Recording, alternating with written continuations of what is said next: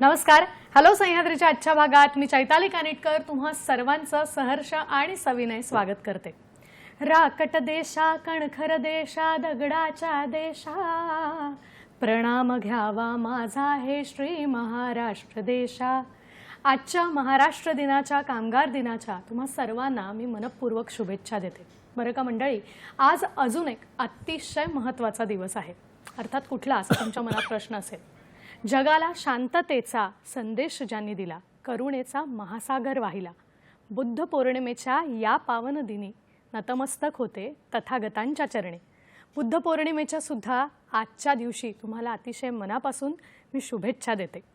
खरं तर क्रोधाला प्रेमाने, लोभाला दानाने, असत्याला सत्याने आणि पापाला पुण्याने जिंकता येतं असा तथागतांचा विचार हा इतका महत्त्वाचा विचार आहे की युगानुयुग, शतकानुशतक, वर्षानुवर्ष सर्वज्ञ सुगत त्याचबरोबर धर्मराज गौतम बुद्धांनी मांडलेला हा विचार आपल्याला लागू पडणार आहे. आणि म्हणूनच बुद्ध पौर्णिमेच्या या दिवशी त्यांचे विचार, त्यांचं तत्त्वज्ञान जाणून घेतलं तर नक्कीच आपलं व्यावहारिक जीवन सुसह्य व्हायला मदत होईल. याच दृष्टिकोनातून आजचा विषय बघूया आपण आज काय बोलणार आहोत. आजचा आपला जो विषय आहे बुद्ध पौर्णिमा विशेष कार्यक्रम आजचा आपला आहे. आणि या विषयावर मार्गदर्शन करण्यासाठी आज आपल्या बरोबर मान्यवर असणार आहेत. बुद्ध पौर्णिमेचे हे विचार, त्यांचं तत्त्वज्ञान हे सगळं समजून घेणं हे खूप महत्त्वाचं ठरतं आणि या दृष्टिकोनातून आपल्याला मार्गदर्शन हवं आहे. हेच मार्गदर्शन आज आपल्याला देणार आहेत डॉक्टर जगदीश शिंदे सर. तेव्हा कार्यक्रमात त्यांचं खूप मनापासून मला स्वागत करायचं आहे, कारण आजचा हा कार्यक्रम इतका महत्त्वाचा असेल की हे तत्त्वज्ञान समजून घेणं, त्याचबरोबर पाली भाषा, तिचं असणारं महत्त्व, त्याचबरोबरीने या तत्त्वज्ञानाचा भारताबाहेर कशा पद्धतीने प्रचार प्रसार झाला आहे, या सगळ्या दृष्टिकोनातून त्यांच्याकडून आपल्याला याविषयी ज्ञान मिळवायचं आहे. आज बुद्ध पौर्णिमा विशेष कार्यक्रम आपण करतोय आणि मार्गदर्शन करण्यासाठी आज आपल्याबरोबर आहेत डॉक्टर जगदीश शिंदे. तेव्हा सर्वांना मी त्यांचा थोडक्यात परिचय करून देऊ इच्छिते. त्यांच्याविषयी अधिक सांगायचं तर पाली भाषा आणि बुद्ध तत्त्वज्ञानाचे सर अभ्यासक आहेत. पाली भाषेत PhD पर्यंतचं शिक्षण त्यांनी पूर्ण केलेलं आहे. सावित्रीबाई फुले पुणे विद्यापीठात व्हिजिटिंग फॅकल्टी म्हणून पाली भाषा अध्ययनाचं कामही त्यांनी केलंय. निवृत्तीनंतर गौतम बुद्धांच्या विचारांनी प्रेरित होऊन विपश्चना साधना आणि त्या अनुषंगानं शिबिर आणि इतर सेवा करण्याचं सुद्धा सर काम करतात. आणि याच निमित्तानं आज सुद्धा आपल्याला बुद्ध पौर्णिमेच्या दिवशी त्यांचं येणं इथे लाभलंय हे खरं तर आमचं सद्भाग्य आहे सर. आणि निश्चितच आज या विषयावर त्यांच्याकडून खूप जाणून घ्यायचं आहे, मार्गदर्शन मिळवायचं आहे. तेव्हा मी आता थेट प्रश्नांकडे येते. सर, पहिला प्रश्न मनात आहे की एकंदरीत बुद्ध पौर्णिमा याचं ऐतिहासिक महत्त्व जे आहे ते नेमकं काय आहे, काय सांगाल? बुद्ध पौर्णिमा म्हणजेच वैशाख पौर्णिमा याला त्रिगुणी पौर्णिमा असे म्हटलं जातं. आणि ते अशा अर्थाने म्हटलं जातं की तथागत भगवान सिद्धार्थ गौतम बुद्ध यांचा जन्म लुंबिनी येथे याच दिवशी झाला, म्हणजे वैशाख पौर्णिमेला झाला. आणि त्यानंतर दुसरी महत्त्वाची घटना त्यांच्या आयुष्यातली की सम्यक संबोधी प्राप्ती जी आहे तीसुद्धा याच पौर्णिमेला बोधगया येथे त्यांना सम्यक संबोधी किंवा यथार्थ ज्ञान प्राप्त झालं. आणि तिसरी महत्त्वाची गोष्ट त्यांच्या आयुष्यातली की वयाच्या 80व्या वर्षी जेव्हा त्यांचं महापरिनिर्वाण झालं कुशीनगर येथे, तेही याच दिवशी म्हणजे वैशाख पौर्णिमेला झाले. ह्या तीन महत्त्वाच्या गोष्टी एकाच दिवशी म्हणजे वैशाख पौर्णिमेलाच झालेले आहेत.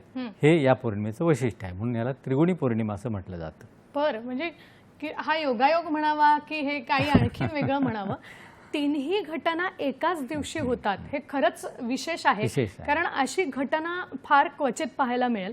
आणि खरं तर तथागत गौतम बुद्ध सर्वज्ञ आपण ज्यांना म्हणतो त्यांच्या आयुष्यातले सगळेच प्रसंग किंवा सगळ्याच घटना, त्यांनी दिलेले सगळेच संदेश हे इतके शिकवतात, शिकवून जातात अनेक गोष्टी. पण तरीसुद्धा आजच्या निमित्ताने विचारावं वाटतं की एखादी घटना किंवा एखादा वेगळा प्रसंग आजच्या दिवशी काय सांगावं असं वाटतं, काय सांगा? खरं तर बुद्धांच्या आयुष्यातला प्रत्येक प्रसंग किंवा प्रत्येक क्षण हा इतका प्रेरणादायी आहे की त्यातला कुठला सांगावा खरे याच्याविषयी मनामध्ये शंका किंवा द्विधा निर्माण होते. तरीही अगदी मला भावलेला एक दोन प्रसंग सांगायचा मी प्रयत्न करतो.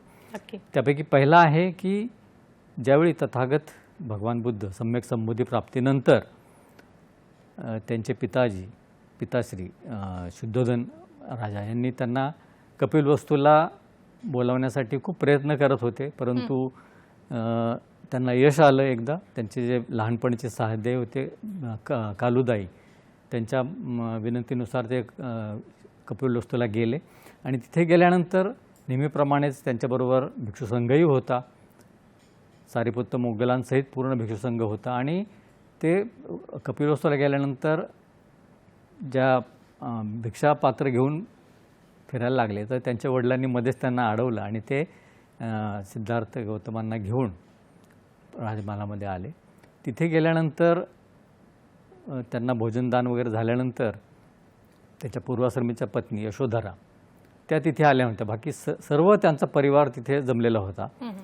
यशोधरा का आल्या नाहीत तर त्यांचं यशोधरा मातेचं म्हणणं असं होतं की माझ्यामध्ये जर गुण असतील काही तर सिद्धार्थ सम्यक संबंध स्वतः माझ्याकडे येतील. आणि तसंच झालं. सम्यक संबंध स्वतः त्यांच्याकडे गेले, त्यांना भेटले आणि त्यावेळी माता यशोधरेने त्यांचा साष्टांग नमस्कार त्यांना घातला, त्यांची वंदना केली. आणि त्यानंतरचा प्रसंग असा आहे की राहुल त्यांचा जो मुलगा होता तर त्या राहुलला यशोधरा मातेने सांगितलं की तुझे वडील इथं आलेले आहेत, त्यांना लांबून दाखवलं आणि तू त्यांच्याकडून जो तुझा वारसा आहे तो मागून घे. त्यांच्याकडे 4 सुवर्णरत्नांनी भरलेले असे घडे आहेत की जे तुला वारसा तुला देतील. तर राहुल ज्यावेळी त्यांना भेटायला गेला आणि त्यांच्या छायेमध्ये जाऊन उभा राहिला आणि त्याला असं जाणवलं की तथागतांची सावलीसुद्धा इतकी सुखदायक आहे आणि त्याने ते त्यांना बोलून दाखवलं. तर त्या प्रसंगामध्ये भगवंतांनी मग त्याला जवळ घेतलं आणि त्यालाही धम्माची दीक्षा दिली. सारीपुत्तांना मार्गदर्शन करण्यासाठी त्याला सांगितलं आणि राहुल हे धम्माच्या मार्गावर चालून अरिहंत झाले. हा प्रसंग इतका भावना की वारसा म्हणून जे तथागतांनी दिला तो वारसाही धम्माचाच दिला. तर हे त्यातलं वैशिष्ट्य आहे किंवा मला त्यातला जो भावलेला भाग आहे तो हा आहे. खरं. तसंच आणखीन सांगता येईल की पाली त्रिपिटकामध्ये भगवंतांनी धम्मदाय सुत्तामध्ये अशा भिक्षूंना उपदेश देताना असं सांगितलं की भिक्षूंनो माझ्या धम्माचे वारसदार व्हा, आमिषाचे म्हणजे भौतिक गोष्टींचे वारसदार होऊ नका. तर मी जो धम्म शिकवलेला आहे तो धम्म धारण करून त्याच्यावर तुम्ही चालत जो लाभ तुम्हाला होणार आहे तर तो महत्त्वाचा आहे. त्या दृष्टीने धम्माचे वारसदार व्हा. हे 1-2 प्रसंग खूप मला महत्त्वाचे वाटतात. आणखीन एक प्रसंग असं सांगता येईल की अंगुत्तर निकायमध्ये कालामसुत्त किंवा त्याला 1-2 आणखी नाव आहेत, कालामसुत्त आहे. तर त्या सुत्तामध्ये भगवंतांनी जो उपदेश दिलेला आहे कालामांना तर तो असा आहे की त्याला मानवजातीच्या स्वातंत्र्याचा किंवा वैचारिक स्वातंत्र्याचा आद्य जाहीरनामा असं म्हणता येईल. कालामांनी प्रश्न विचारला भगवंतांना की या आमच्या गावामध्ये बरेच जण येतात, शहरामध्ये बरेच जण येतात आणि आम्हाला सांगतात की आम्ही जे सांगतो आहे ते बरोबर आहे, दुसरे सांगतात ते चूक आहे.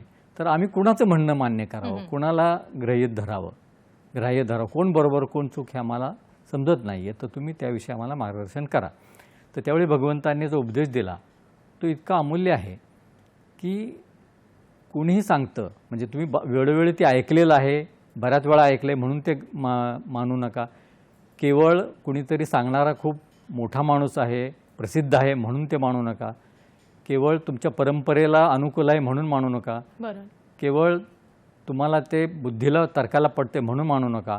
तर तुमच्या अनुभवाला ज्यावेळी ही गोष्ट येईल आणि त्याच्यामध्ये तुम्हाला असं लक्षात येईल की हे जे सांगितलं जातं आहे ते माझ्या स्वतःच्या हिताचं, मंगलाचं आणि कल्याणाचं आहे, तसंच ते इतरांच्याही हिताचं, मंगलाचं आणि कल्याणाचं आहे, त्याचवेळी त्याचा स्वीकार करा.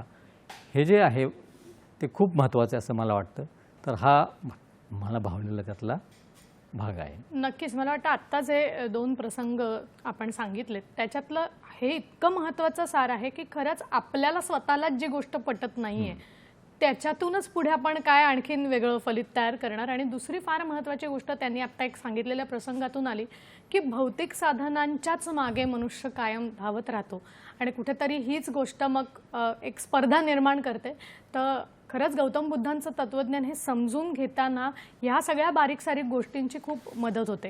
अर्थात आता हे तत्वज्ञान समजून घ्यायचं म्हणजे पाली भाषा हे एक तिचं माध्यम आहे. आता मी याच्याचकडे येणार आहे की या दृष्टिकोनातून पाली भाषेचं जे महत्त्व आहे ते किती आणि कसं आहे, काय सांगाल? पाली भाषेचं महत्त्व अपरिमित आहे. कारण बुद्धांनी ज्या भाषेमध्ये धम्माचा प्रचार केला किंवा जे उपदेश दिले ते सर्वच्या सर्व पाली भाषेमध्ये उपलब्ध आहेत. त्या काळी जी जनभाषा होती त्याच भाषेमध्ये भगवानांनी उपदेश दिलेले आहेत आणि ते पाली त्रिपिटकाच्या रूपामध्ये आज आपल्याला उपलब्ध आहेत.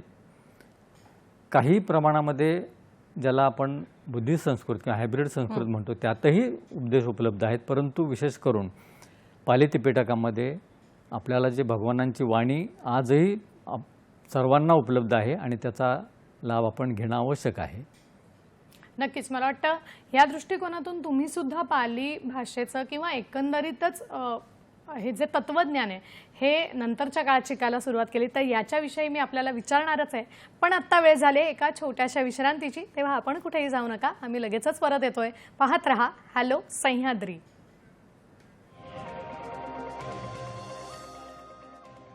विश्रांतीनंतर पुन्हा एकदा तुम्हा सगळ्यांचं अतिशय मनापासून स्वागत करते.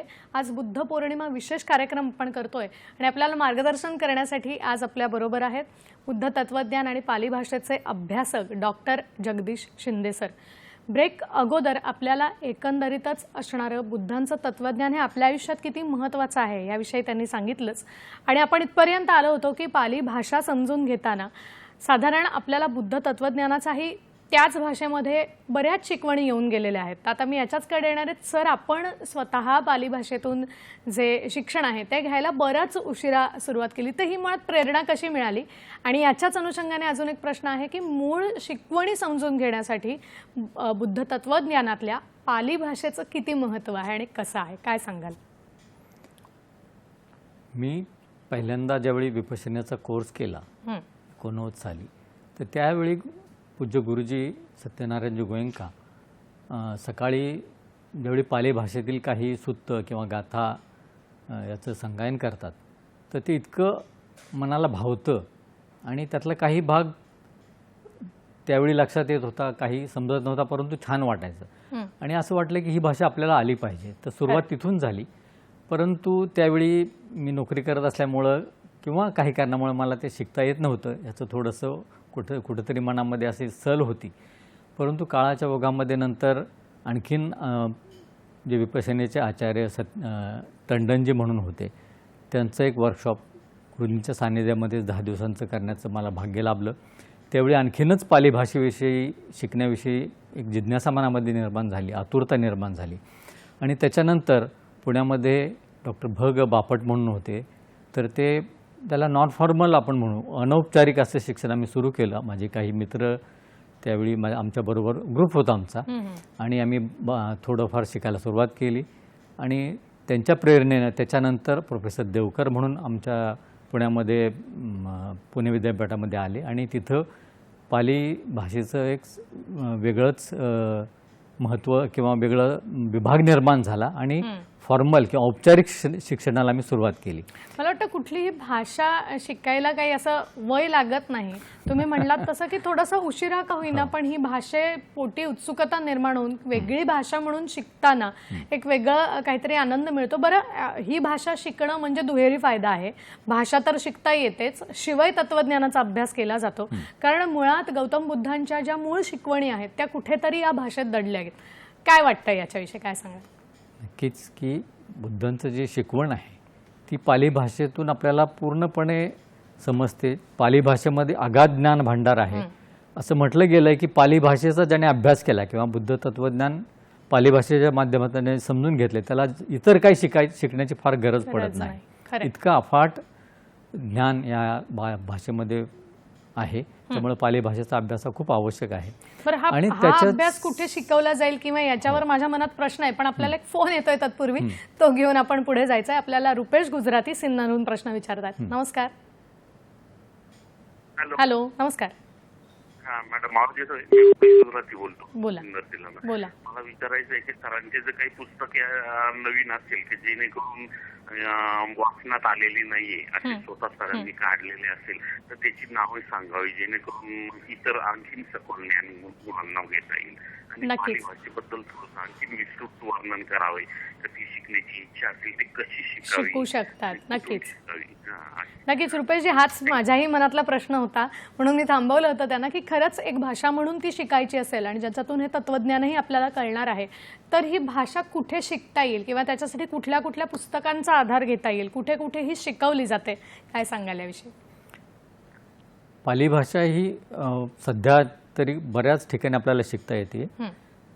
सगळ्यात महत्त्वाचा भाग म्हणजे विपश्यना रिसर्च इन्स्टिट्यूट, की जी विपश्यनेशी संबंधित संस्था आहे, त्याचं मुख्य केंद्र मुंबईमध्ये गोराईला आहे. तिथं आपण ही भाषा शिकू शकता आणि सध्या खूपच चांगल्या पद्धतीने तिथं हे कोर्सेस रेसिडेन्शियल निवासी कार्यशाळा घेतल्या जातात. तर हा एक महत्त्वाचा भाग आहे. दुसरं म्हणजे पुणे विद्यापीठ आणि मुंबई विद्यापीठ इथंही ही भाषा आपल्याला शिकता येते. आणखीनही भारतामध्ये वेगवेगळ्या ठिकाणी म्हणजे बिहारला, पाटण्याला आहे, त्यानंतर कलकत्ता युनिव्हर्सिटीमध्ये शिकता येतं. अशा वेगवेगळ्या राज्यांमध्ये पाली भाषा शिकण्याचं सध्या शिकवण्याचं काम केलं जातं. तर आपण या सगळ्याचा फायदा घ्यावा. नागपूरलाही तशी सुविधा आहे. महाराष्ट्रामध्ये बऱ्याच ठिकाणी शिकवलं जातं. कोल्हापूरलाही काही प्रमाणामध्ये सुरू झालेलं शिकवायला. नाशिकला पण आहे. तर आणि प्रायव्हेट म्हणजे खाजगी ज्या संस्था काही आहेत त्याही शिकवतात. तर विपश्यना रिसर्च इन्स्टिट्यूट ही खूपच चांगली आपल्याला सुविधा उपलब्ध करून देते. तर त्याच्याशी संपर्क केला तर निश्चितपणे आपल्याला सगळ्यांना त्याचा लाभ घेता येईल. बरं, या अनुषंगाने आता त्यांचा जो प्रश्न होता त्यालाच जोडून विचारते की पाली भाषा शिकण्यासाठी इतर दुसरी कुठली भाषा ही मदतीला येऊ शकते? म्हणजे ही भाषा येत असेल तर बाबा पाली भाषेचा अभ्यास करणं थोडंसं सोपं जाईल, अशी कुठली जवळची भाषा आहे का? आणि ही भाषा समजून घेण्यासाठी काही पुस्तक आपल्याला खरेदी करता येऊ शकतात का? म्हणजे त्याचा काही उपयोग होऊ शकतो का? काय सांगाल? खरं तर ज्यांचा संस्कृतचा अभ्यास आहे त्यांना पाली भाषा शिकणं हे खूपच सोपं जातं.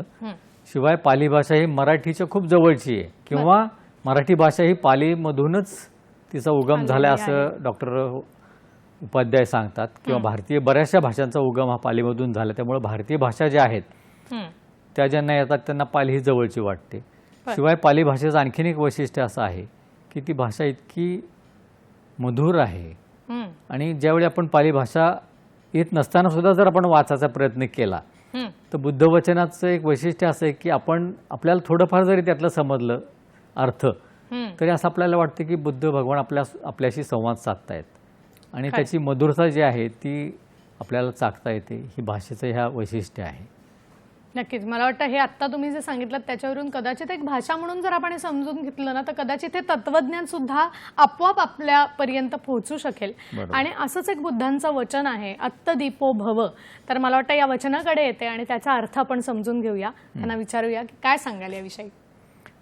अत्तदीपो भव किंवा अत्तदीपा विहरत हे दीघनिकायमध्ये महापरिनिब्बाण सूत्रामध्ये भगवानांनी आनंदांना उद्देशून भिक्षूंना सांगितलेलं हे वचन आहे. अत्तदीपा विहरत, अत्तशरणम न अय्यशरणम, धम्मदीपा विहरत, धम्मशरणम न अय्यशरणम. याचा अर्थ की स्वतःलाच दीप या शब्दाचा पाली भाषेत दोन अर्थ होतात. एक तर दीप म्हणजे द्वीप म्हणजे बेट, आयलँड ज्याला आपण इंग्रजीमध्ये म्हणतो, आणि दुसरा अर्थ होतो दीप म्हणजे दीपक किंवा दिवा. असे दोन्ही अर्थ होतात. इथं बऱ्याचशा भाषांतरामध्ये द्वीप किंवा आयलँड, बेट अशा अर्थी याचा अर्थ घेतला की आपलं स्वतःचंच बेट तयार करा आणि त्याचाच आधार आपल्याला होईल हे पहा. म्हणजे इतर कशावरही अवलंबून न राहता स्वतःवरच अवलंबून राहा किंवा स्वावलंबी बना असं फार तर त्यातून आपल्याला म्हणता येईल. स्वतःमध्ये ज्यावेळी अनुभवजन्य ज्ञान आपल्याला प्राप्त होईल तोच आपला मार्गदर्शक आहे. इतर कोणालाही आधार किंवा आश्रय घ्यायची गरज आपल्याला राहणार नाही. तसंच धम्म अशा अर्थी पण जे आपण स्वतःमध्ये धम्माचे जे गुण आहेत, गुण वैशिष्ट्य आहेत, त्यांना धारण करा. तोच आपला मार्गदर्शक म्हणून आपण आपल्या जीवनामध्ये उपयोगी पडेल. आणि त्याच सुत्तामध्ये भगवान स्वतःच पुढं असं सांगतात की हे कसं अत्तदीपा विहरत तुम्ही कसं करू शकाल किंवा कसं स्वतःमध्ये हा द्वीप बनवू शकाल. तर त्याच्यामध्ये त्यांनी सांगताना 4 सतीपठ्ठान जे आहेत, 4 तर त्याची साधना करायला सांगितलं आहे. त्याला कायानुपश्यना, वेदनानुपश्यना, चित्तानुपश्यना आणि धम्मानुपश्यना आहे. तर त्याचा अभ्यास ज्यावेळी माणूस करतो त्यावेळी अत्तदीपा विहरत हे तुम्ही करू शकाल किंवा धम्मदीपा विहरत करू शकाल हे भगवान सांगतात. त्याचाच अर्थ असा होतो की विपश्यना म्हणजेच सतीपठ्ठान आणि सतीपठ्ठान म्हणजेच विपश्यना. म्हणजेच सध्या गोयंका गुरुजींच्या परंपरेमध्ये जे विपश्यना शिकवली जाते त्याचा अभ्यास ज्यावेळी आपण करू, म्हणजेच धम्माचा अभ्यास करू, धम्म धारण करू, त्यावेळी अत्तदीपा विहरत हे प्रत्येकाला सहजपणे साध्य होईल असा त्याचा अर्थ आहे.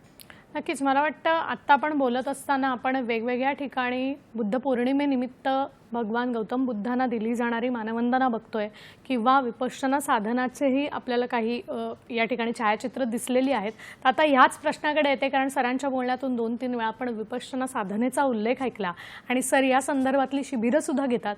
तर या प्रश्नाकडे येते सर की विपश्यना साधना म्हणजे नेमकं काय, हे कुठे शिकवलं जातं आणि आजच्या या ताणतणावाच्या काळात विपश्यना साधनेचं किती आणि कसं महत्त्व आहे, काय सांगाल? विपश्यना या शब्दाचा अर्थ आहे की विशेष रूपाने पाहणे. आणि हे पाहणं एकतर आपलं शरीर आणि मन ह्या दोन्हीलाच आधारभूत म्हणून आपण अंतरंगामध्ये किंवा स्वतःमध्ये पाहणं. त्याच्यासाठी 3 टप्पे महत्त्वाचे आहेत विपश्यना साधनेमध्ये. एक तर शील, समाधी आणि प्रज्ञा. तर शील पालन हे आवश्यक आहे. पंचशील ज्याला म्हटलं जातं की हत्या करू नये, चोरी करू नये, व्यभिचार करू नये, खोटं बोलू नये आणि नशापता करू नये. ह्या 5 गोष्टी शील याच्या अंतर्गत येतात. त्याचं पालन आपल्याला करावं लागतं. आणि विपश्यना शिबिरं जी आहेत ती 10 दिवसांची निवासी शिबिरं असतात. त्याच्यासाठी विपश्यना केंद्र महाराष्ट्रामध्ये जवळजवळ 35 ते 40 किंवा त्याच्यापेक्षा जास्त आहेत. संपूर्ण भारतामध्ये जवळजवळ 175च्या आसपास विपश्यनेची केंद्र आहेत. तसंच भारताच्या बाहेर वेगवेगळ्या देशांमध्ये जवळजवळ प्रत्येक खंडामध्ये विपश्यनेची केंद्र आहेत. ती पण जवळजवळ 175च्या आसपास किंवा त्याहूनही जास्त आहेत. आणि ही विपश्यना साधना विपश्यनाचार्य पूज्य सत्यनारायणजी गोयंका यांनी भारतामध्ये ब्रह्मदेशामध्ये स्वतः त्याच्यामध्ये पारंगत झाल्यानंतर भारतामध्ये शिकवायला सुरुवात केली 69 साली. आणि तेव्हापासून ही विपश्यनेची शिबिरं निःशुल्करीतीने शिकवली जातात. 10 दिवस तिथं राहण्याची आणि जेवणाची सोय केली जाते. आणि त्याच्यानंतर ही जी शिबिरं आहेत त्याचा खर्च जे जुने साधक आहेत ते कृतज्ञता भावनेने जे काही दान देतात त्याच्यावर चाललेले असतात. तर ही जी विपश्यना आहे तर त्याच्यामध्ये ह्या 3 टप्प्यामध्ये तिथं राहून आपण शील पालन करायचं, समाधीचा अभ्यास करायचा म्हणजे मन एकाग्र करण्यासाठी, मनावर नियंत्रण मिळवण्यासाठी, संयम मनावर आणण्यासाठी आनापान साधनेचा आधार घेतला जातो. त्याच्यासाठी स्वतःचेच श्वास जो आहे, येणारा आणि जाणारा श्वास हा पाहण्यासाठी आपल्याला 3 दिवस त्याचा अभ्यास आपल्याकडून करून घेतला जातो. तो समाधीचा अभ्यास आहे. आणि त्याच्यानंतर विपश्यना साधना शिकवली जाते. आणि आपलं शरीर आणि मन हे जसं आहे तसं पाहण्यासाठी शिकवलं जातं की त्याच्या आधारे आपलं चित्तशुद्धीची ही साधना असल्यामुळे चित्तशुद्धीकरण होत जातं. मन आपलं निर्मळ होत जातं. मनामध्ये जे काय मनोमालिन्य आहे ते कमी कमी होत जातं. आणि अंतिमतः निर्वाण हे त्याचं साध्य आहे, ध्येय आहे. ते साध्य करण्यासाठी आपला प्रवास चालू होतो. पूर्ण दुःखमुक्तीची ही साधना आहे. आणि आपल्याला हे साधना करत असताना काही प्रमाणामध्ये आपण आपल्या स्वभावामध्ये झालेले बदल आपल्याला चांगल्यासाठी लक्षात येतात. आपल्या जीवनामध्ये जे बदल होतात ते लक्षात येतात. आणि मग या साधनेमध्ये आपण हळूहळू पुष्ट व्हायला लागतो. नक्कीच. मला वाटतं आज आपण म्हणतो की कुठेतरी धावपळीचं हे सगळं आहे आणि कुठेतरी मेडिटेशन लागतंय, तर विपश्यना हा अतिशय उत्तम पर्याय. आणि तुम्ही म्हणालात तसं की 10 दिवसांचं हे निवासी शिबिर आहे. कुठेतरी वेगळ्या ठिकाणी पर्यटनाला आपण नेहमीच जात असतो, तर ते 10 दिवस जर काढून गेलो तर एक वेगळं काहीतरी आपल्याला मिळेल. आणि तुम्ही म्हणालात तसं की दुःखाचा हा अतिशय उत्तम मार्ग आहे दुःख निवारण्याचा, तर तो कुठेतरी साध्य होईल. आपल्याला एक फोन येतोय, तो आपण घेऊया आणि मग पुढे जाऊया. आशा कांबळे आपल्याला रत्नागिरीहून प्रश्न विचारतात. नमस्कार. हॅलो. हॅलो. हां आशाजी, प्रश्न विचारा. हा मॅडम, मी रत्नागिरीहून आशा कांबळे बोलतेय. माझा प्रश्न असा आहे की सध्याची जनरेशनची लहान मुलं आहेत ना, त्यांना जर आपल्याला बौद्ध धम्माविषयी काही माहिती हवी आहे, त्यांना आपल्याला बौद्ध धम्माविषयी प्रॉपर संस्कार द्यायचे असतील, तर त्यांना प्रॉपर पुस्तकं कोणती आपण गाईड म्हणजे देऊ शकतो, ती पुस्तकं हवी आहेत. सरांनी जरा प्लीज हे गायडन्स आम्हाला द्यावे, कारण आम्हालाही खूप इच्छा आहे की मुलांना प्रॉपर बुद्ध धम्माविषयी माहिती शिकवण मिळावी. कोणत्या पुस्तकातनं भेटेल. Please sir. नक्कीच नक्कीच. मला वाटतं यांच्या प्रश्नाचं उत्तर आपल्याला घ्यायचं आहे, पण इथे वेळ झाली एका छोट्याशा विश्रांतीची. तेव्हा आपण कुठेही जाऊ नका, आम्ही लगेचच परत येतोय. पाहत रहा हॅलो सह्याद्री.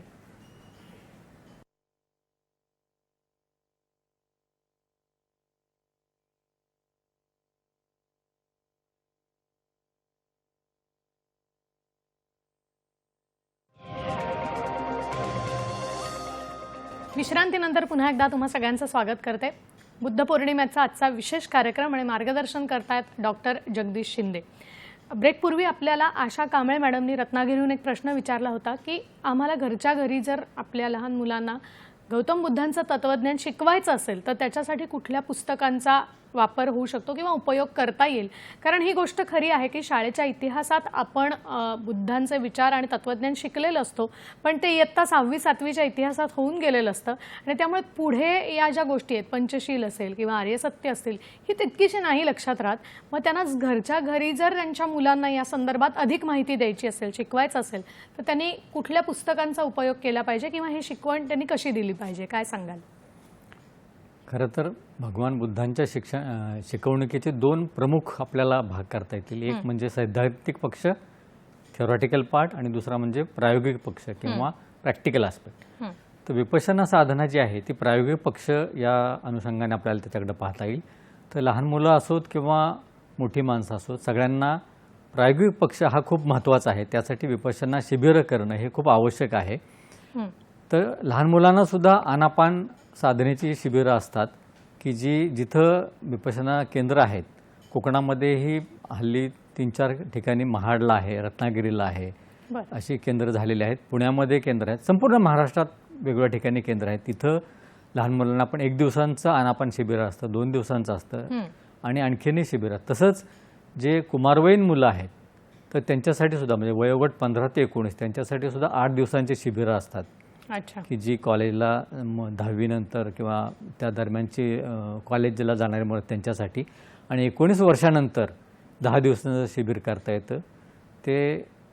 हे प्रॅक्टिकल आस्पेक्ट जो आहे हा खूप महत्त्वाचा आहे. बरोबर. ते जेव्हा आपण करू किंवा एकाच वेळी ते करत असताना मग आपण काही वाचन केलं तर ते निश्चितपणे त्याचा उपयोग होईल. वाचन करण्यासाठी विपश्यना रिसर्च इन्स्टिट्यूट यांच्या माध्यमातून खूप पुस्तकं आपल्याला मिळतील आणि त्याचा आपल्याला उपयोग करून घेता येईल. तर आपण जी जवळची केंद्र असतील तिथं जाऊन तिथं ही पुस्तकं मिळू शकतात किंवा विपश्यना रिसर्च इन्स्टिट्यूटला आपण संपर्क करून पुस्तकं घेऊ शकता. त्याचप्रमाणे आणखीनही जे विद्यापीठं आहेत तिथंही ही पुस्तकं आपल्याला मिळतील. विशेष करून धम्मपदाचं पुस्तक आपण घ्यावं किंवा पाली भाषा शिकण्यासाठी सुद्धा भदंत आनंद कौशल्यान त्यांची पुस्तकं आहेत.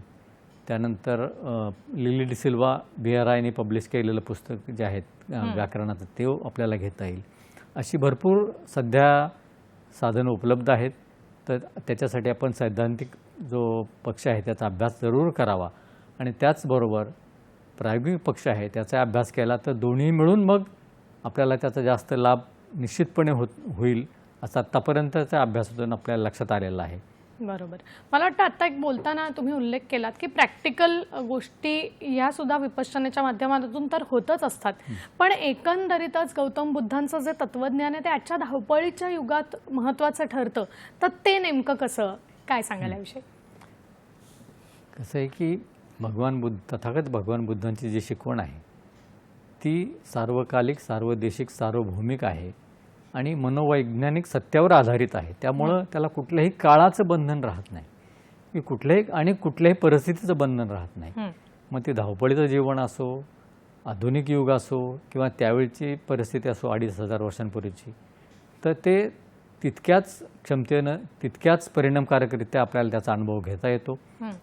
त्यामुळं तथागतांची जी शिकवण आहे तर त्याचा अभ्यास आत्ता जरी आपण केला आणि हे अनुभवाच्या अंती बऱ्याच साधकांचा अनुभव आहे की त्याचा निश्चितपणे उपयोग होतो. तर धावपळीचे जीवन जरी असलं, आपल्याला असं वाटतं की जसं आपण बाहेरचा शैक्षणिक अभ्यास करतो, म्हणजे आर्ट्स, सायन्स, कॉमर्स या विद्याशाखांना गेल्यानंतर, तर तशा पद्धतीने सैद्धांतिक पक्ष अभ्यास आपल्याला बुद्धवचनांचा करता येतो. परंतु ज्यावेळी आपण प्रायोगिक पक्ष उपासना शिबिरामध्ये जाऊन अभ्यास करतो, तिथं राहतो, त्यावेळी त्याचा प्रॅक्टिकल आस्पेक्ट, प्रायोगिक पक्ष अनुभवल्यामुळं अनुभवजन्य आधारावर आपल्याला लक्षात येतं की ह्याचा जीवनामध्ये आपल्याला खूप उपयोग होतो. आणि ही बुद्धांची शिकवण आपल्या आचरणामध्ये बदल घडवून आणते. हे लक्षात आणल्यानंतर त्या मार्गाने आपण चालायला सुरुवात करतो. हे त्याचं वैशिष्ट्य आहे.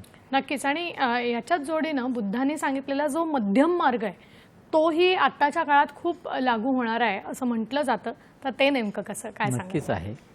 कारण आपण पाहिलं की मध्यम मार्ग अशा अर्थी म्हटलं गेलं आहे की जे काही ज्याला आपण कामसुख म्हणतो किंवा इंद्रिय सुख म्हणतो, 6 इंद्रियांच्या आधारे आपण जे काही आपल्याला जग अनुभवायला येतं त्याच्या माध्यमातून जे सुख मिळतं, हा एक टोक झालं. त्याच्यामध्येच फक्त आपण जर रेंगाळत राहिलो तर मग ते एक टोक होतं. दुसरं असं की जर आपण समजा शरीराला कष्ट देण्याचं त्याच्या आधारेच आपण मुक्त होऊ शकतो, हा जो एक दुसरा टोक विचारांचा आहे. त्याच्याऐवजी मध्यम मार्ग म्हणजे दोन्हीचाही मध्यम मार्ग की पूर्णपणे ऐहिक सुखाच्या मागे न लागता किंवा पूर्णपणे फक्त कायाला कष्ट न देता, हा मध्यम मार्ग जो आहे, मध्यम मार्ग म्हणजेच आर्याष्टांगिक मार्ग, ह्याच्यावर चालत राहण्यामुळे म्हणजेच त्याचं जीवनामध्ये आपण शील समाधी प्रज्ञा याचा आपण ज्यावेळी अभ्यास करायला लागतो त्यावेळी आपल्याला लक्षात येतं की ह्याचा आपल्याला निश्चितपणे उपयोग होतो. आणि हाच मध्यम मार्ग आहे आणि तो आर्याष्टांगिक मार्ग आहे आणि तो तीनही त्रिकाल आपल्याला उपयोगी पडणार आहे. नक्कीच मला वाटतं. आणि ह्या तत्वज्ञानाचं हेच वैशिष्ट्य आहे की याला कुठलीही कालमर्यादा नाही. इतकी वर्ष झाली तरी सुद्धा आत्ताही आणि इथून अनेक पुढे वर्षही आपल्याकडच्या जेवढे चांगले चांगले तत्वज्ञ विचारवंत होऊन गेले ना, त्यांचं सगळंच तत्वज्ञान हे कायम उपयोगी असणार आहे. ज्याच्यात आता सरांनी उल्लेख केला की अष्टांग मार्ग असेल, आर्यसत्य असतील, पंचशील असतील, हे नक्कीच कायमच उपयोगाला येणार आहे. हा कुठला कालावधी पुरता मर्यादित विचार नव्हता. आणि याच अनुषंगानं आत्ता आपल्याला सगळ्यांनाच बाहेरची परिस्थिती, वातावरण माहिती आहे. त्या परिस्थितीत असं म्हटलं जातं की युद्ध नको, बुद्ध हवा. तर आता याच्याचकडे मी येणार आहे. सर, काय सांगाल याविषयी? कारण हा एक मोठा स्वतःच विचार आहे आणि याच्याविषयी मार्गदर्शन हवं. बऱ्याच वेळा आपण ऐकतो की ज्यावेळी युद्धजन्य परिस्थिती निर्माण होते त्यावेळी हा विचार पुढे येतो की युद्ध नको, बुद्ध हवा. खरं तर तथागत भगवान बुद्धांनी जी शिकवण दिली तो मार्गच अहिंसेचा आहे, करुणेचा आहे, मैत्रीचा आहे. मुदिता, उपेक्षा या सद्भावना जागृत करण्याचा आणि त्याची भावना करण्याचा हा मार्ग आहे. तर त्यामुळं हा 10 दिवसांचं विपश्यना शिबिर केल्यानंतर म्हणजेच धर्म धारण केल्यानंतर हा जो धम्म आहे तो एकतर सार्वजनीन आहे, सार्वकालिक आहे, ते निसर्गाचे नियम आहेत. तो काही असा कृत्रिमपणे अंगीकार करण्याचा मार्ग नाही. सहजपणे निसर्गाचे जे नियम आहेत ते समजून घेण्याचा मार्ग असल्यामुळं त्याच्यामधून आपल्याला शिबिर केल्यानंतर किंवा धर्म धारण केल्यानंतर आर्य अष्टांगिक मार्गावर चालायला सुरुवात केल्यानंतर जी शांती अनुभवायला येते ती अप्रतिम असते. ते जे सुख अनुभवायला येतं, थोडंफार दुःखमुक्तीचा अनुभव येतो, दुःखमुक्तीच्या मार्गावर चालल्याचा आपल्याला अनुभव येतो. त्याच्यातून असं लक्षात येतं की हा मार्ग शांतीचा आहे आणि हा आपल्या स्वतःला जी शांती अनुभवायला येते त्यामुळे आपल्या आजूबाजूलाही वातावरण शांत होऊ शकतं, हा अनुभव आपल्याला येतो. तर समाज जो आहे तो व्यक्तींनी बनलेला असतो. व्यक्ती ज्यावेळी सुखी समाधानी होईल, शांत होईल, तेव्हाच कुठलाही समाज, कुठलाही देश किंवा संपूर्ण जग हे शांत समाधानाने जगू शकेल. आणि जी काही प्रगती आहे, मग ती बाह्य प्रगती असेल किंवा विकास जो होणार आहे तो ह्या आधारावर झाला तर तो शाश्वत असेल. त्यासाठी हे बुद्धांचं जे शिकवण आहे, हे जो धम्म आहे, हा त्या अनुषंगाने खूप महत्त्वाचा आहे. नक्कीच. मला नेहमी आपण म्हणतो की सस्टेनेबल डेव्हलपमेंट हवी, चिरकाल विकास होणारा हवा, शाश्वत विकास हवा. पण हा विकास करत असताना कुठेतरी जागतिक शांतता कशी राहील हे दाखवण्यासाठीचं बुद्धांचं तत्वज्ञान सुद्धा तितकंच महत्त्वाचं ठरतं. या अनुषंगानं आपण अशीच चर्चा पुढेही सुरू ठेवायची आहे. पण वेळ झाली एका छोट्या अशा विश्रांतीची, तेव्हा आपण कुठेही जाऊ नका, आम्ही लगेचच परत येतोय. पाहत रहा हॅलो सह्याद्री.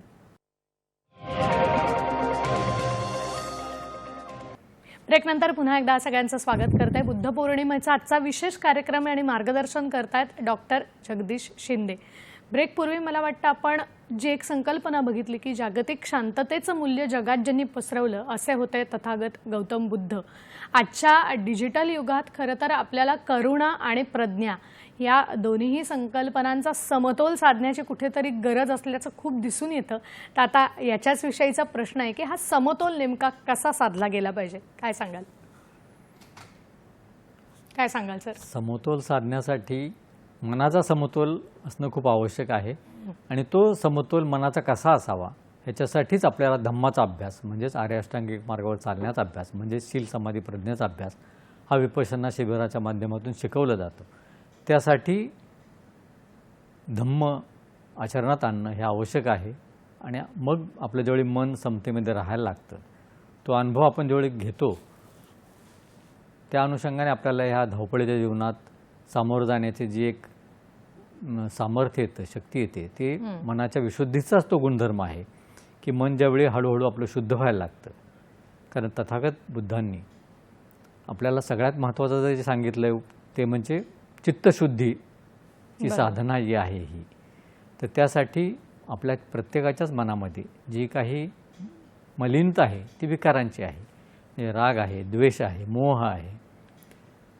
तर हे जे विकार आहेत ते हळूहळू कमी करणं म्हणजेच आपला मनाचा जो स्वभाव आहे, जो अंध प्रतिक्रिया करण्याचा आपला स्वभाव बनलेला आहे, तर तो यंत्रवत अंध प्रतिक्रिया करण्याचा स्वभाव बदलण्यासाठी धम्ममार्गावर चालणं म्हणजेच विपश्यना साधनेचा अभ्यास करणं हे अत्यंत आवश्यक आहे.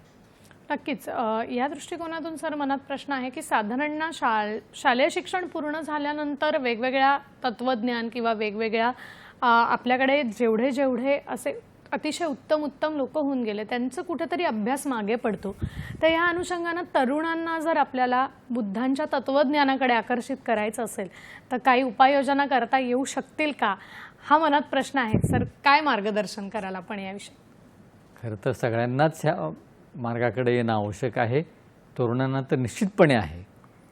आणि त्यासाठीच मगाशी आपण चर्चा केली त्याप्रमाणे विपश्यना केंद्रांवर तरुणांसाठी, कुमारांसाठी टीनेजर्स कोर्स ज्याला आपण इंग्रजीमध्ये असं म्हटलं जातं, 8 दिवसांचं विशेष शिबिर असतं की जे काही केंद्रांवर सध्या फक्त सुट्ट्यांमध्ये, कारण कॉलेज आणि त्यांची जे शैक्षणिक संस्था आहेत तर त्यांना सुट्ट्या फक्त उन्हाळ्यामध्ये आणि दिवाळीच्या सुट्ट्या असते त्यावेळी घेतलं जातं. परंतु धम्मगिरी, इगतपुरी या केंद्रावर वर्षभर ही शिबिरं घेतली जातात. तर त्या ठिकाणी त्यांनी जावं आणि या साधनेचा लाभ घ्यावा. आणि त्याचबरोबर जे काही पुस्तकं मगाशी आपण सांगितलं तर त्याचाही अभ्यास करावा. आणि आत्तापर्यंत अशा बऱ्याच साधकांनी, बऱ्याच युवकांनी ह्याचा लाभ घेतलेला आहे आणि त्यांचं ज्यावेळी आपण ऐकतो की त्या साधना केल्यानंतर त्यांचे अनुभव हे खूप अप्रतिम आहेत, त्यांना खूप चांगले त्याचे परिणाम पाहायला मिळतात. तर हे खूपच आशादायक चित्र आहे. नक्कीच. मला वाटतं हे तत्वज्ञान फक्त भारतात राहिलंय अशातला अजिबात भाग नाही. याच्याही अगोदर आपल्याकडे इतिहासात सुद्धा या गोष्टीचा उल्लेख केला जातो की आपल्या या बुद्ध तत्वज्ञानाचं शिक्षण भारताबाहेर पोचावं याच्यासाठी अनेक राजांनी काम केलं आणि हे तत्वज्ञान वेगवेगळ्या देशांमध्ये जाऊन पेरण्याचं काम सुद्धा झालं. तर या अनुषंगाने प्रश्न हा आहे की भारत आणि भारताबाहेर बौद्ध तत्वज्ञानाचा जो प्रचार आणि प्रसार झालाय तो नेमका कशा पद्धतीने झालाय आणि आत्ताही तो कशा पद्धतीने सुरू आहे किंवा विशेषतः इतर देशांमध्ये बुद्ध तत्वज्ञानाचा अभ्यास कशा पद्धतीने केला जातो याविषयी मार्गदर्शन. बुद्धकालापासून सम्राट अशोक साधारण तथागत भगवान बुद्धांच्या नंतर एक 150-200 वर्षानंतर अशोक सम्राट जे होऊन गेले त्यांनी श्रीलंका, त्यानंतर ब्रह्मदेश, थायलंड आणि भारताच्या चारही दिशेंना अगदी ग्रीसपर्यंत सुद्धा आणि उत्तरेकडे चारही दिशांना ह्याचा प्रसार करण्यासाठी सैद्धांतिक पक्ष आणि प्रायोगिक पक्ष हे दोन्हीही सगळ्या लोकांना त्या सर्व जनतेला, मानव जातीला त्याचा लाभ व्हावा म्हणून प्रयत्न केले. काही अशोक सम्राटांनी स्वतःचा मुलगा आणि मुलगी महेंद्र आणि संघमित्रा यांना श्रीलंकेला पाठवलं आणि अनेक त्यावेळी असलेले अरहंत भिक्षू यांना देखील वेगवेगळ्या दिशांना पाठवलं आणि त्या माध्यमातून हा भगवान तथागत भगवान बुद्धांचा धम्माची शिकवणूक याचा प्रसार त्यावेळी झाला आणि भारतामध्ये काही कारणामुळे तो आपल्याला अंधकार मधल्या काळामध्ये पाहायला मिळतो, परंतु श्रीलंका आणि ब्रह्मदेश थायलंड ह्या देशांमध्ये किंवा व्हिएतनाम वगैरे ह्या देशांमध्ये तो आज तागायत जसाच्या तसा अभ्यास दोन्हीही म्हणजे सैद्धांतिक आणि प्रायोगिक पक्ष आपल्याला पाहायला मिळतो आणि त्याच माध्यमातून आज परत भारतामध्ये सत्यनारायण गोएंका यांच्या माध्यमातून आपल्याला परत ती विद्या प्राप्त झालेली आहे. तो धम्म आपल्याला परत प्रायोगिक पक्ष त्याचा अनुभवता येतो आणि 69 सालापासून ज्यावेळी आचार्य गोएंकाजींनी हा धम्माचा प्रसार सुरू केला त्यापूर्वीही भारतामध्ये जवळजवळ 100 वर्ष त्याची पार्श्वभूमी तयार होत होती.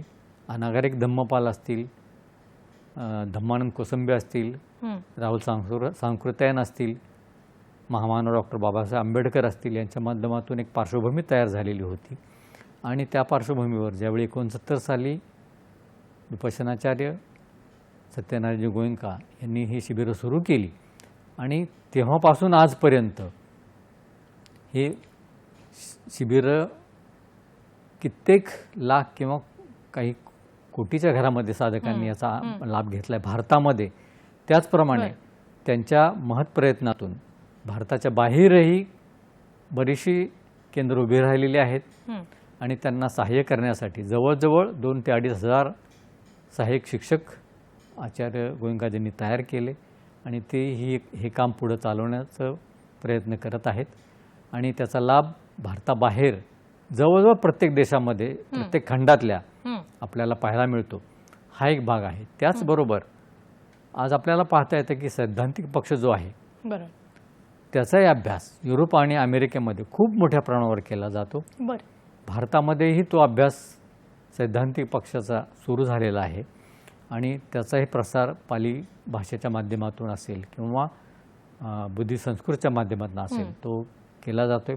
आपण मगाशी पाहिलं की पुणे विद्यापीठ, मुंबई विद्यापीठ, कलकत्ता विद्यापीठ इथे त्याची सोय आहे. तसंच विपश्यना रिसर्च इन्स्टिट्यूट ही विशेष करून पाली भाषेच्या प्रसाराचं काम करते आहे आणि सध्या तर विपश्यना रिसर्च इन्स्टिट्यूटमध्ये पाली त्रिपिटकाचं हिंदीमध्ये भाषांतर करण्याचं काम हाती घेण्यात आलेलं आहे की जे पूज्य गुरुजींचं एक महत्त्वाचं कार्य आहे. तेही आता काही वर्षामध्ये पूर्ण होईल आणि भारतातल्या प्रत्येक भाषेमध्ये त्याचा अनुवाद होईल अशी आशा करायला जागा आहे. त्यामुळे भारतामध्ये आणि भारताच्या बाहेरही खूप मोठ्या प्रमाणावर अभ्यास होतो आणि तो वाढतच जाणार आहे हे निश्चित. नक्कीच. मला वाटतं की गौतम बुद्धांचं भारताबाहेर पोहोचलेलं तत्वज्ञान हा एक वेगळा विषय करायला लागेल, कारण अनेक देशांनी या तत्वज्ञानाचा अभ्यास आता सुरू केला आणि सर म्हणाले तसं वेगवेगळे शिक्षक तयार करणं, तिकडच्या लोकांना मार्गदर्शन करणं ही सुद्धा गोष्ट घडते आहे जे आपल्याला बरेच वेळेला समजत नाही.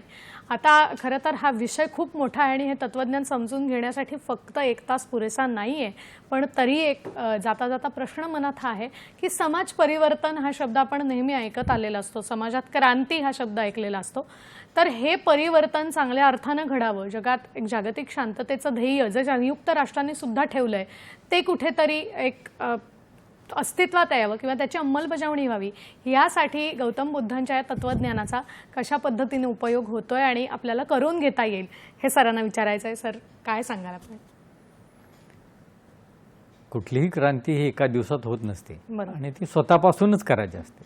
तर प्रत्येक माणूस जेवढी बदलेल म्हणजे प्रत्येक माणसामध्ये जे परिवर्तन होईल चांगल्यासाठी, तर तेच समाज परिवर्तनासाठी किंवा देशाच्या भल्यासाठी चांगल्यासाठी त्याचा उपयोग होईल आणि त्यासाठी तथागत भगवान बुद्धांची शिकवण ही सर्वार्थानं उपयोगी पडणारी आहे.